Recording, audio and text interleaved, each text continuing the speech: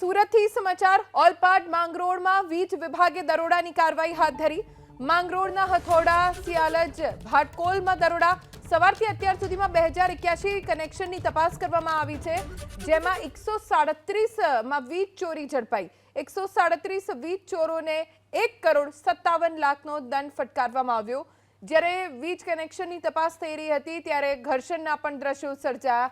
પોલીસને સાથે રાખીને આ કામગીરી કરવામાં આવી રહી હતી। પોલીસે સ્થળે પહોંચીને પછી મામલો થાળે પાડ્યો। વધુ જાણકારી અમારા સંવાદદાતા ઇન્દ્રમલ શાહ પાસેથી પ્રાપ્ત કરીશું। ઇન્દ્રમલ, ક્યાં ક્યાં વીજ વિભાગે દરોડા પાડ્યા અને ઘર્ષણના દ્રશ્યો અમે જોઈ રહ્યા છીએ, ક્યાંના છે?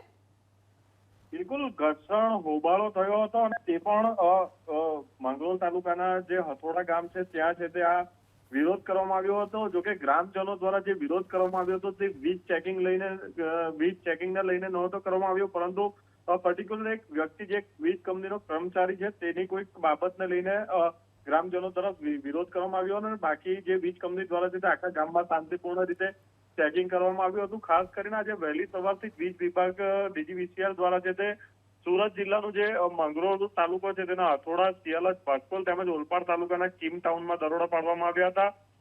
જે એન્જિનિયરો છે વીજ વિભાગના વીજ કંપનીના એન્જિનિયરો છે 66 જેટલા એન્જિનિયરો અને તેમની સાથે મોટી પોલીસની ટીમ, એક ડીવાયએસપી, 3 પીઆઈ, 3 પીએસઆઈ અને 27 પોલીસ કર્મીઓ સાથે છે તે આ દરોડા પાડવામાં આવ્યા હતા। 2081 કુલ વીજ કનેક્શન છે તે સવારથી અત્યાર સુધીમાં ચેક કરવામાં આવ્યા છે અને તે પૈકીના 137 વીજ કનેક્શન છે જે ત્યાં છે તે ચોરી ઝડપાઈ છે।